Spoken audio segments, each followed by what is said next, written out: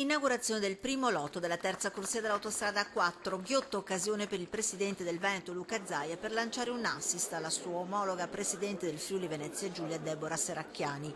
Creare una sorta di holding per la gestione delle concessioni autostradali, assist subito preso dalla Serracchiani che prontamente spiega che la cosa è prevista dallo stesso decreto Sblocca Italia. Poter consentire proprio al nord, sia nord-ovest che nord-est, di creare le condizioni di queste aggregazioni, di calmierare il costo delle tariffe e allo stesso tempo cercare di ottenere anche un prolungamento delle concessioni che sono quasi tutte in scadenza e sono tra l'altro i concessionari che hanno il maggior numero di investimenti in pancia.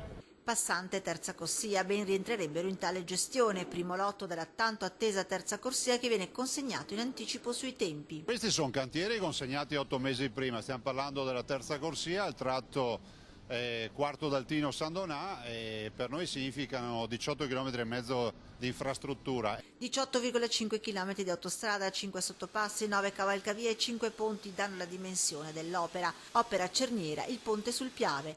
Era il 2013 quando il vecchio ponte è stato fatto saltare per dar corso a una nuova opera, un ponte a 4 corsie con 2 viadotti separati, 672 metri il viadotto verso Trieste a 7 campate e di 740 metri 8 campate quello verso Venezia. Oggi la benedizione è il taglio del nastro. È un ponte fondamentale perché segna il confine e quindi la fine dei lavori di questo lotto e quindi è propedeutico a tutti il resto che mi auguro avranno inizio penso nella prima metà dell'anno prossimo. Se il primo lotto viene consegnato alla cittadinanza e alla viabilità 43 milioni di veicoli che attraversano la zona, di cui 10 milioni sono mezzi pesanti, il lavoro di completamento della terza corsia è ancora al di là da venire. Se i vari lotti sono stati progettati ed anche aggiudicati, ancora da reperire sono tutti i finanziamenti, soprattutto per il prossimo importante lotto, il terzo. Stiamo correndo per trovare le risorse perché il contratto si potrà sottoscrivere soltanto se avremo la copertura finanziaria dell'intero lotto e come è noto purtroppo questo ancora non è pienamente possibile. Di fatto i tempi si allungano, rivisto il piano economico-finanziario, spezzettate le opere e i finanziamenti, si parla del 2022 per arrivare almeno al 70% della terza corsia pronta.